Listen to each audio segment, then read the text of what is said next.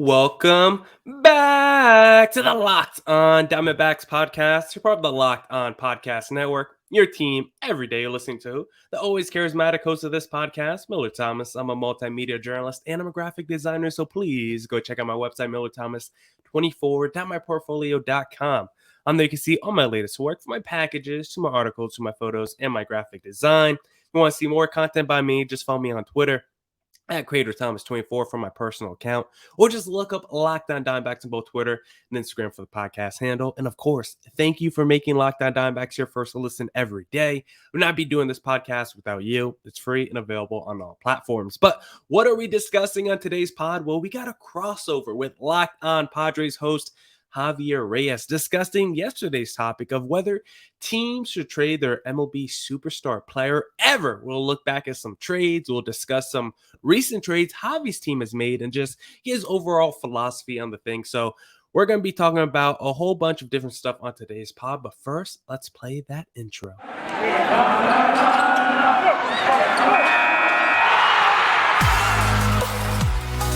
You are Locked On Diamondbacks, your daily Arizona Diamondbacks podcast, part of the Locked On Podcast Network, your team every day.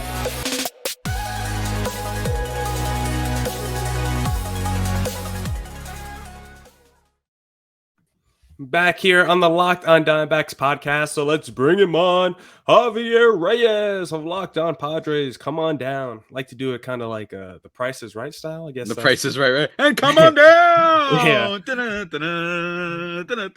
Yeah, that'd be great. I wish we had that type of music. It's almost like, trademark laws can be pretty tough sometimes, Yeah, there's no chance we're getting Price is Right music on the Locked On stuff. I definitely would probably take a royalty. But Javi, how you doing so far today, man? I mean, it's early. We're doing a nice early crossover. Still in a lockout. How you feeling? The New Year's just happened. How you feeling? Yeah, I'm doing pretty good, man. I think that we're in this weird rut. I think this is when the lockout really starts to hit you, because I'm being honest, like December, November, it was like, all right, man, like we just had Thanksgiving, we had Christmas, we had New Year's, like there's things to be excited about. It's the end of the year.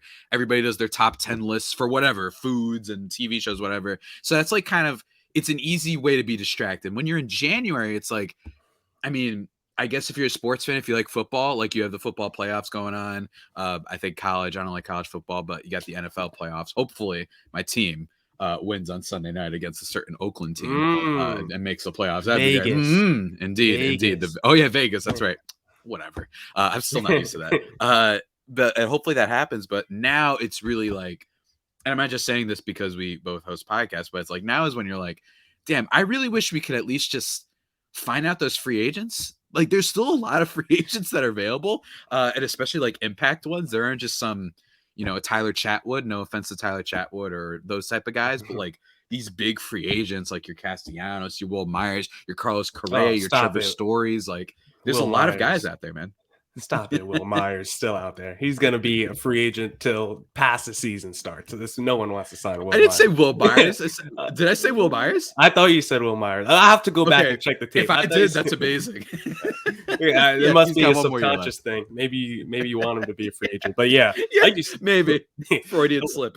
Like you said, yeah, there's still a ton. I mean, guys like Freddie Freeman is still out there. Clayton Kershaw, Chris Bryant, Trevor Story. I mean, not just impact guys, like you said, like superstar players are still out there. Guys that could be faces of your franchise, the best player in your lineup, the best player in your rotation is still out there on the open market. So the fact that we're still going through this lockdown where we have no activity whatsoever, it's not too fun doing these podcasts as much when you don't have any active news they want to talk about, because when we had that little free agent frenzy, I mean, I think everyone at the Lockdown Hub was like, yo, we are getting information galore right now. It was basically a 24-hour news cycle, and you normally don't see that with baseball. You usually see basketball, like 80% of their free agents are gone after the first 3 days of free agency. Like those deals are signed in the NBA before free agency even begins, with so much tampering that they do in the NBA. But in baseball, they really, when it comes to tampering in baseball, they do a good job of not doing it, because it seems like a lot of these teams and players normally don't talk until like the middle of the offseason anyway. But this was the first year where free agency in baseball actually started quickly. We had momentum early. We saw a frenzy early, and part of that was just because of the impending lockout. So I'm hoping post-lockout we get another free agent frenzy like that, and I think we will. I just think it depends when this lockout ends, because the closer this lockout ends to the start of the season, the more craziness we're going to see when the lockout eventually ends. So right now, it doesn't seem like there's been any talks. I mean, I don't think I've seen any reports. I think I actually saw a report that they don't plan to talk for in the near future. So who knows how long this lockout can last right now. Yeah, I mean, 100%. And everyone keeps saying that MLB can't afford to miss regular season games, which I agree. I'm not dismissing that point, but I think everyone's forgetting that when has Major League Baseball ever realized that they're the least relevant out of the three major sports? Like, they've never been like really self-aware about that. Like, they have no idea. Like, this is the last sport that can afford, and they had momentum too. Like, you had the free agency, like you just mentioned, but like, just in general, like, ratings were pretty decent this year. World Series ratings were pretty good this year. It would be the most baseball thing ever for them not to figure this out, even after a pandemic ball in 2020 when they missed a good amount of the season, for them to then head into the next year and miss like a month of games. It would literally not surprise me at all. I think that people are placing a little bit too much faith in just reason winning out. You know what I mean? People being like, you know what, man, we got to play baseball. Like, we got to figure this out. No, I don't think so. I think owners are still going to be greedy, and I think it's going to be out of control. And I think that we're going to get a lot of like crazy quotes and reports every now and then, maybe not immediately, but in the near future for sure. Yeah, and if you want to just talk about the lack of awareness with baseball, I mean, we saw that report earlier this week that has confirmed that Ken Rosenthal is now leaving the MLB network just because he criticizes Rob Manfred in baseball, and all he wants to do is improve the sport, give back some harsh criticism that's probably warranted, because we all know baseball, it's in a place where it's in this weird place in its history, because they're still trying to hold on to the glory days of, oh, we're the national pastime. Come watch some baseball. Exactly. And it's like most of your fan base is like over 55, probably. Like, it's a lot older fan base. And outside of the Locked On, people, like, I don't really have too many baseball friends I can bring onto this and chat it up. Yeah. Like, I would love to bring my homies onto the Locked On Diamondbacks pod and just chat it up about baseball, but I don't have too many of those. I got one guy, him, it's JT. That's my only baseball homie. JT, my guy JT. Shout out JT. I love that dude. So if I was doing a basketball pod, I could have 100 homies that I would have on the podcast. Yeah. But baseball, they'd be like, let's go. It would be let's go. Struggling, man. Football, but they're just struggling. I hate it. God. Doesn't bother you? And then they seem to have this attitude. Not everybody. I mean, there are people who are trying to change that sport, but this like culture of like hazardously conservative. Like, we don't want to cater to younger people. We're just gonna say about how our age. This is the point I was texting my friend about the other day. A whole nother tangent we don't have to go on, but it's like they always tell you about how they were the glory days and the golden age of baseball, yet they never vote their own players into the Hall of Fame, apparently, for completely ridiculous reasons. This is a sport where you have assholes running out here being like, oh yeah, I'm only going to put Curt Schilling on my ballot for this year. The most stacked ballot in years. And I'm not dismissing Curt Schilling specifically. That's a whole nother thing entirely. But like, for you to only specifically do him, you're trying to be a jackass with that. Like, what his issues are. And you're just out here being like, yeah, I'm only going to do him. And it's like, okay. And then you have people submitting empty ballots. Every single thing about this sport, Miller. Why are we covering it? It is the worst, man. It really is the most annoying. But since you went there, I just want to ask you, I don't think I've asked you, what was your ballot looking like? At least in terms of the controversial guys, the big PD guys, and a Curt Schilling. So I go so back and forth on Curt Schilling. And like this MVP discourse with Aaron Rodgers, not to do a total football crossover where it's like the character stuff and whatnot. But like with Curt Schilling, it really is, you know what? I'm done. Like, I just can't do it anymore. You know what I mean? I'm not doing for a guy who's had as many obscene, I don't even call it political opinions. I just think you're just being an awful human being with the type of things he said. So like at this point, I'm like, I don't blame you for voting him in. I really don't. Because I get if you're like, I mean, he's probably a top 30 pitcher ever. I don't. But I'm just like, you know what? I've had enough. I'm just not dealing with this. The steroid stuff. It depends. I mean, when Bonds had it, it was a little bit more appreciated, and Major League Baseball certainly was very grateful that Barry Bonds was doing what he was doing. They empowered Sosa. They empowered it. I mean, especially after the lockout back then, and attendance decreased and the interest went down, and then steroid era in baseball brought it back. My thing is also like, you know what?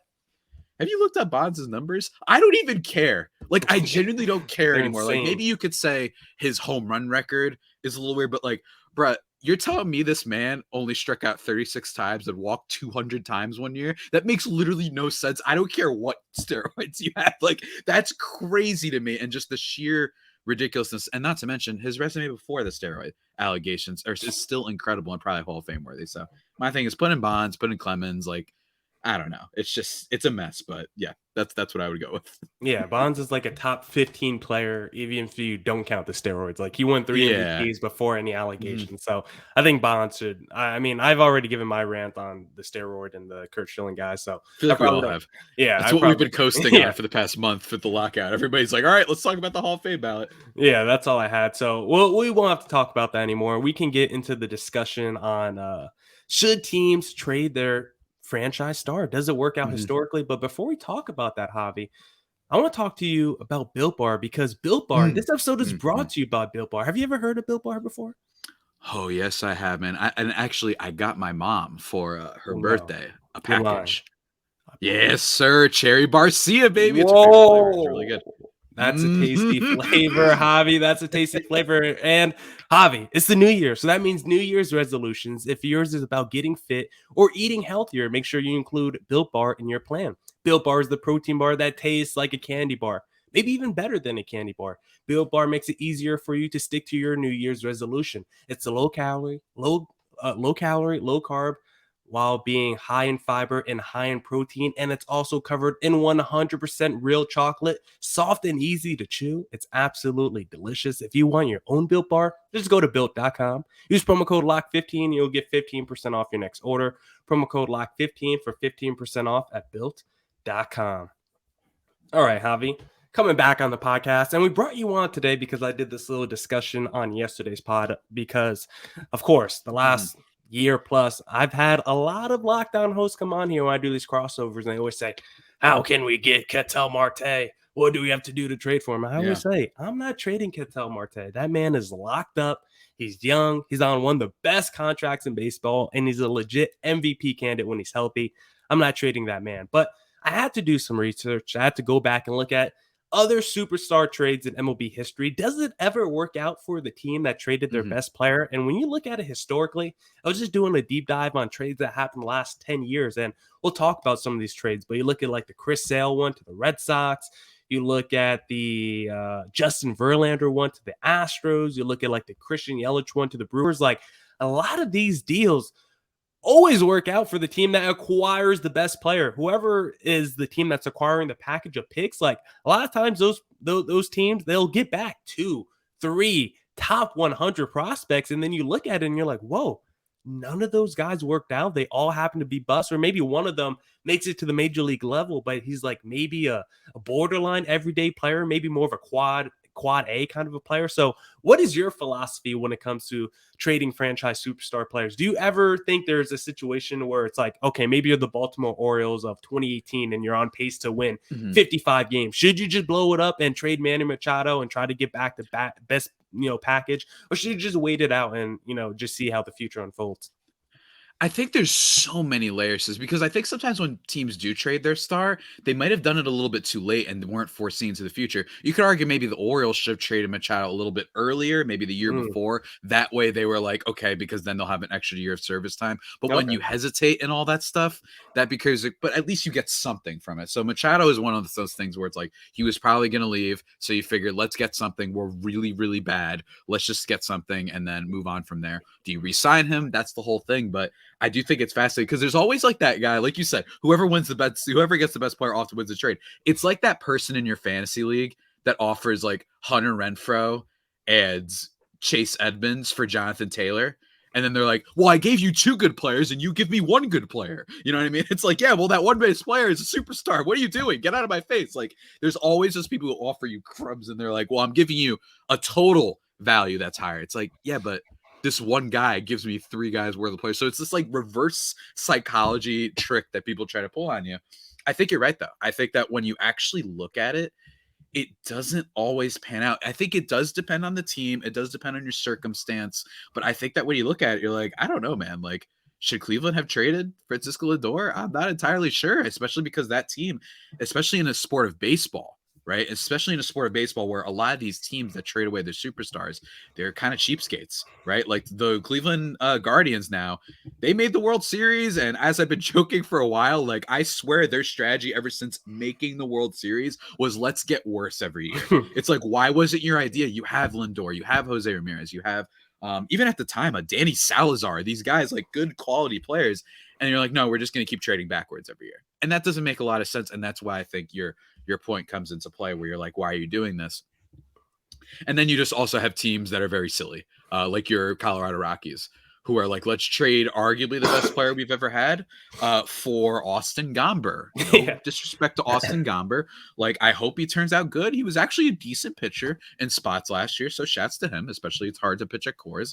But I think you do look at some of these trades. One of the ones that I remember was David Price, because I remember like I've had a segmented baseball life where I've been into it for like 4 years, and I was like, I never meant I hate the sport for the reasons we talked about earlier. And then I get back into it, and I remember Price was one that everyone was talking about. Tampa was falling off. Price's ERA went up, but all of the peripherals were great. And they're like, he's gonna command a giant package. And what did they give up? They gave up like Drew Smiley and someone else. I forgot the name of the other prospect. And then it's like, yeah, the team who got David Price won. You know what I mean? So it's like oftentimes I think we overestimate not only whether trading a superstar is a viable option, but also overestimate how much it's going to take. You know what I mean? Teams often do not have to give up these granddaddy packages. Maybe if you should, like, I like talking about like, what would a Juan Soto trade look like? You know what I mean? Like, I would just love to see what that would look like. But other than that,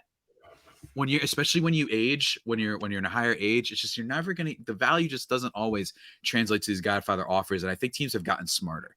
I think you saw this in the NBA as well, by the way. I know we just talked about the NBA, where like you don't see those trade deadline deals for Carmelo Anthony anymore, where teams are like, we'll give you literally our whole team for this guy. It just doesn't happen anymore. Teams have gotten smarter, I think.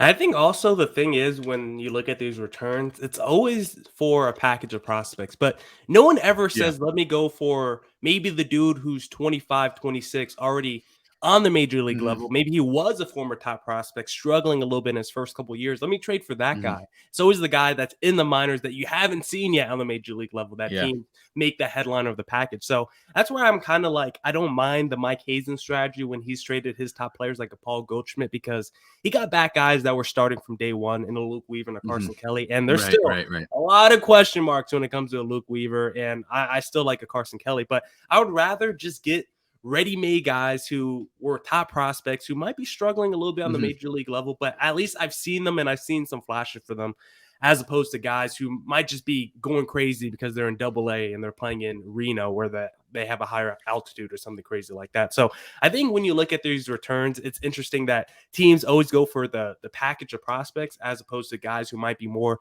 major league ready. And there have been deals where you say maybe granddaddy offers, like when the Marlins traded Christian Yelich, they got back like 3 top 80 prospects, basically.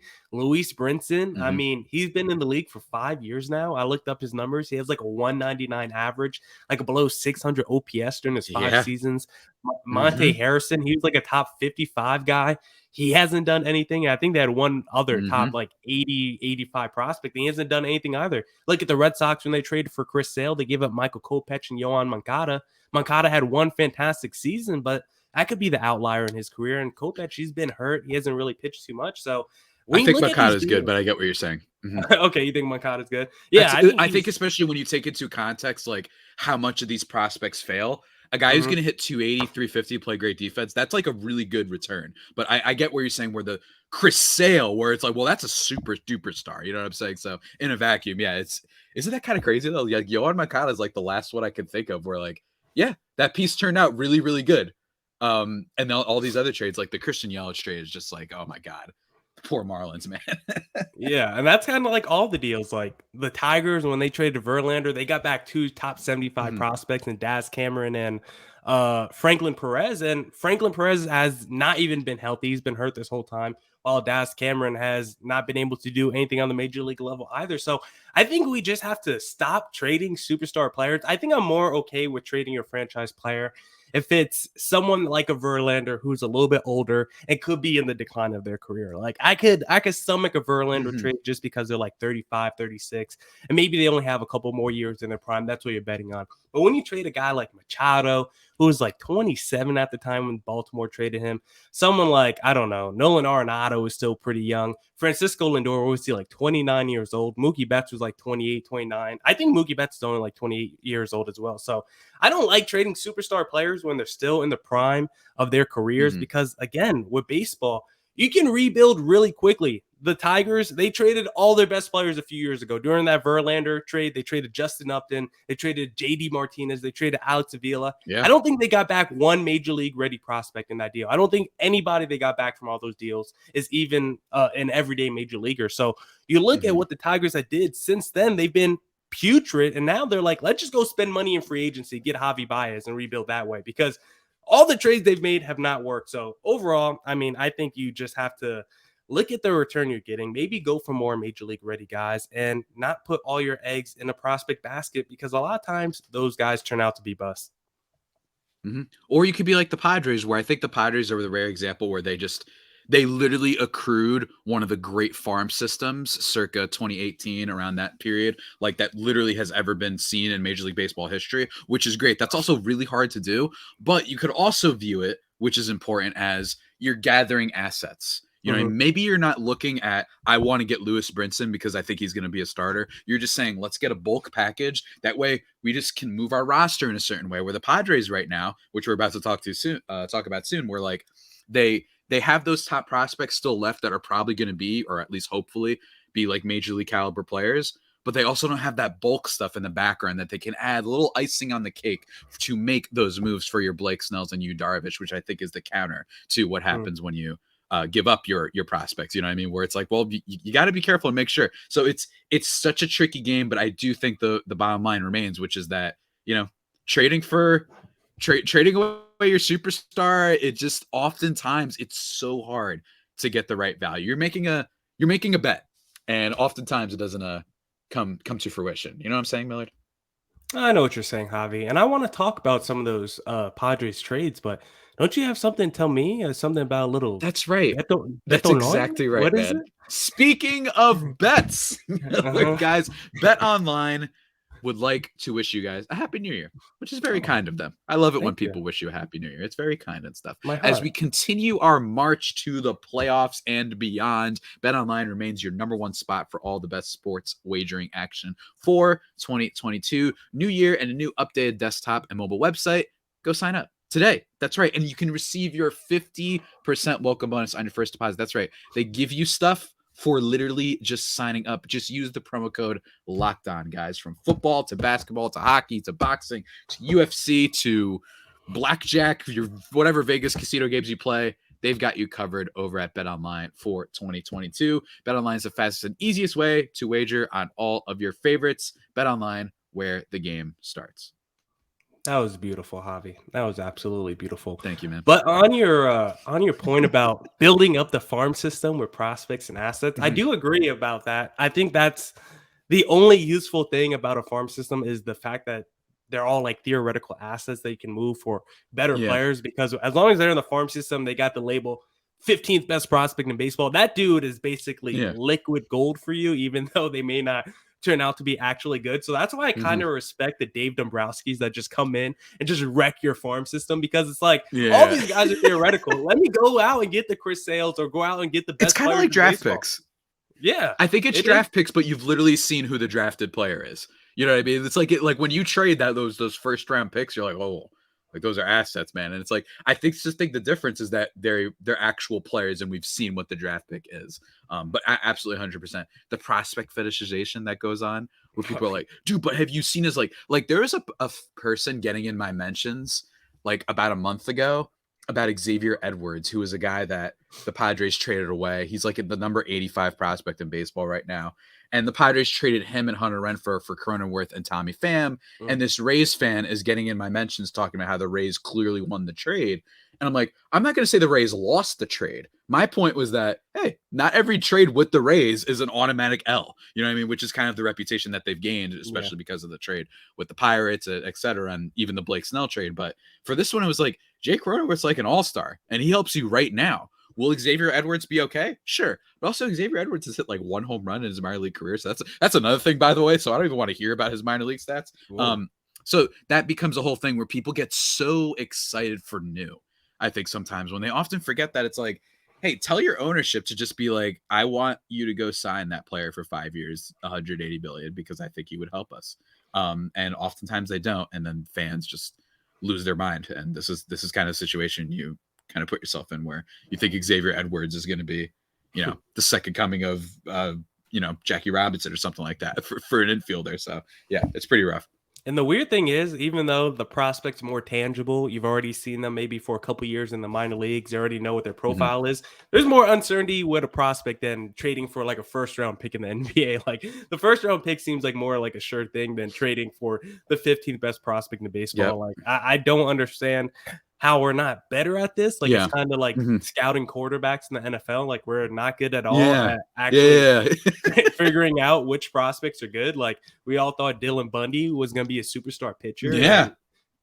What happened to that guy? Like it just hasn't worked out. I'm not even sure if he's a real major league starter at this point of his career, but yet he's still going and he's like the number 2 pitcher on the Angels. So shout out Steve of Locked On Angels for doing that. But when you look at the 2 trades that the Padres have made last year, Javi, with acquiring Yu Darvish and Blake Snell, how do you feel about the package you guys gave up? Because I know you guys still kept Mackenzie Gore, who's supposed to be a heralded prospect, but I know he even struggled a little bit this past season. So how do you feel about the return you gave up? And do you even feel like your farm system is as strong today as you thought it might have been at the going into this season?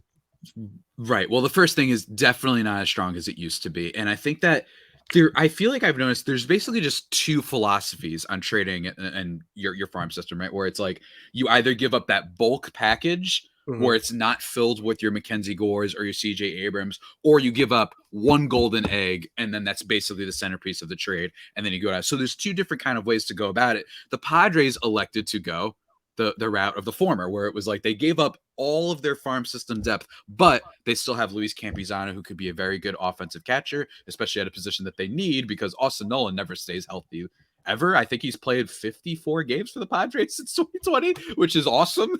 Like, thanks, Austin Nolan. That happens. Then you have CJ Abrams, who is like, he's not just a prospect. He's like this guy will be good. You know what I mean? When you get in that like top 15 range, that's like no, we're expecting these guys to at the minimum be good, like a 3-WAR type of player at least. So that's the type of guy that you don't trade because they could be star of level players. Those guys outside that, that's a different story. And then Mackenzie Gore was a top pitching prospect literally like 12 months ago. And now it's kind of like, oh my God, like what's going on with this dude? But in general, those are kind of viewed as the golden eggs. Robert Hassel, who the Padres drafted too, he's a little bit further along, but you know, he's a lot younger and it's going to take longer for him, but he's a quality, you know, seemingly high floor type of outfielder. So that's the whole thing, right? Where you look at it and I think you say, you know, I still think you make those trades. It's really rough, but here's the thing. Because a lot of Padres fans are freaking out that like they aren't necessarily in a position that they were before because they're like, well, just go trade for Matt Olson. All right, go sign Chris Bryant. Go do all these things. It's like, here's the problem: they're luxury tax. They're paying a lot of money. This isn't like your Cleveland. And not that I don't think the Padres could pay more if they wanted to. I'm sure that they probably could. But in fairness, they're like a $214 million around that range. So they have a lot of salary already committed. That's because of Yu Darvish. That's because of Blake Snell. This stuff adds up, man. And they have that first baseman that's making a whole lot of money too. Hey. So it's really, who I don't name, I don't call by name on this podcast, of course. So like you have all of that combined and you say, okay, maybe you shouldn't, because some fans, they get upset with me sometimes where I'm like, I don't really want to trade these 4 guys for another player because you like to have that flexibility. The Padres do not have that same flexibility anymore. We all thought, oh, well, Myers will give us home runs this year. It's like, well, it looks like 2020 was an outlier. Oh, the first baseman, he's embracing launch angle for once. Well, turned out that wasn't true. This is what happens when you're building a baseball team. It's easy to adjust. Go look at the Atlanta Braves. That's what's so weird to me. We just saw this past year that teams that made small, smart moves had the most success. The San Francisco Giants won 107 games, and they had Darren Ruff come out here and do well. They had Brandon Crawford learn how to hit for power. They had all these guys sign one-year deals with Gausman and Anthony DeSclafani, and then you have Logan Webb come out of nowhere, who's like a top 10 pitcher now, right? And then you have the Atlanta Braves. They are a great example of adjusting because they said, all right, all of our stars are gone. Instead of blowing it up for other stars, how about we just take low-cost moves like an Eddie Rosario, like Adam Duvall, like Jock Peterson. And what happens? They win the World Series. So it's been a little bit weird to me that teams that everybody's immediately like, trade everybody, trade for the superstar, go like this. There's a lot of layers to this. I'm not saying that you should trade away your superstars for sure, but I think that there's a lot of options to building a baseball team for sure. And I think that the Padres are in a precarious situation, but they're not done. They still got a certain shortstop who I know you've slandered on the timeline before, which I don't appreciate. But they still have that shortstop. They've still got Manny Machado at third base. You got Jake Cronenworth. You still have a lot of hope. You know what I'm saying? Would it surprise you if Yu Darvish turns in a better season? No. Blake Snell? No. Mike Clevenger? All these guys. So it's not necessarily as desperate as you think. I'd rather keep the farm system depth just to be able to adjust in the future, not necessarily because I think Gore is the second coming of Clayton Kershaw. And the thing is with baseball trades, those deals for like the Eddie Rosarios and the Eduardo Escobars, they're pretty dirt cheap. Like you're not really giving up much of anything. You're giving up a lot of times like a 27-year-old AAA player to get an Eduardo Escobar back. Like maybe you give up one dude who's like 17 years old in rookie ball. Like you're never lottery ticket, right? Yeah, you're just giving up like maybe one lottery ticket. So you could theoretically build a team of Eduardo Escobars and Eddie Rosarios and have a pretty competitive playoff product. But teams don't really do that. They'll rather either just be the team that puts no money on the field, or they'll rather have the major payroll with, be the LA Dodgers with multiple superstars. So maybe more teams have to take the page out of the Braves book and say, it's okay to just go after the good, high quality players without breaking the bank and going after the superstar guys, because Eddie Rosario, Jorge Soler, Jock Peterson, Adam Duvall, none of those guys are superstars in their own right, but Duvall is still like a 40 home run guy. Eddie Rosario has great been defense pretty good. too. Great defense. Rosario's been pretty good throughout his career. Jorge Soler has 40 home run potential. Like those are quality major leaguers that were basically given to the Atlanta Braves for free. So I think more teams could take the page out of that book. The D-backs, stop trading for guys like Nick Heath, who shouldn't be in the MLB. Go out there and trade for a guy like Eddie Rosario if you're going to trade for, your third or fourth outfielder. It just makes no sense to trade for a terrible guy. So I think in baseball, that's probably the biggest swing that hopefully we see a change in philosophy. But going to next season, how are you feeling about your Padres to wrap up the pod? How are you feeling? Obviously, we're still in a lockout, still a whole lot of offseason, but do you think they're going to still be maybe in a stalemate after this lockout? Or do you expect maybe a big move or two? I think the only biggest problem with the Padres is that the Giants and Dodgers are so good. I'm not really as worried about the Padres themselves. I think that they stumbled a lot this year. There's some stats and some articles I've been reading lately that I don't have off the top of my head where it's like they were so bad in the second half that it's almost like a regression positively should be expected. You can't, it's like rare that you're that atrocious, like every kind of facet of the team with the exception of a couple players, right? So I think that you can expect some positive regression. And I think that they're going to be solid. The question is solid enough in their division? That's the real question, whether or not they can catch up with the Giants or Dodgers. But in terms of like an 88, 89 win ball club, I absolutely think that that's possible. And I don't think that that's far-fetched at all. It's reminding me a little bit of the vibes from heading into 2020 where everyone was out on the Padres because of how disappointing they were the year before. Now I'm like, I don't know, man, there's still some hope. And Preller, while he hasn't been earning everybody's favors because of how this past trade deadline turned out, I still think he can work some magic, and he's worked out of a really tough situation before, like in 2015 when they had like not nearly as much farm system depth. They traded for Kimbrel and Upton and Myers and all these guys, and it didn't work out. I think he can get out of this, and I think that the Padres still have a whole lot of talent for sure.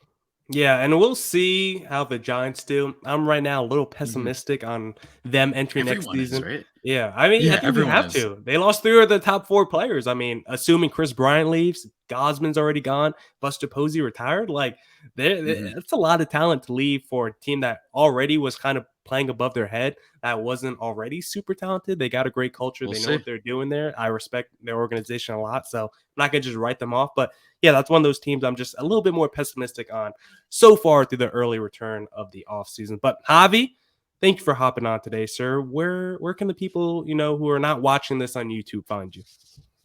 You can find me at Javipeno, JAVIIPENO. Lots of fun stuff on there. I've been tweeting more about movies lately and whatnot, but baseball will be coming back. Be sure at LO_Padres for the show's account on Twitter. Of course, you can check me out there. Locked On Padres on YouTube, and go check out Just Baseball. Great website. Yeah, check out Great website. Baseball.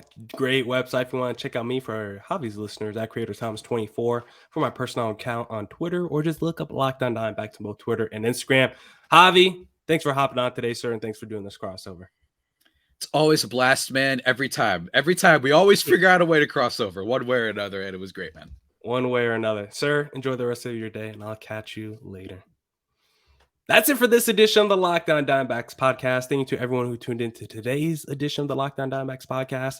Thank you for making Locked On Diamondbacks your first listen every day. Go make your second listen Locked On Bets with your boy Q and handicapping expert Lee Sterling. If you want to put some extra money in your pocket, because why would you not? Come back next week for more Diamondbacks news coverage and insight. Go back and catch up on any pods you might have missed this week. Just had a banger with Javi, so go re-listen to that. Talked about on yesterday's pod, should teams trade their franchise superstar player? We look back at some deals, so go check out that pod as well. And as always, please stay safe and stay healthy out there. Deuces!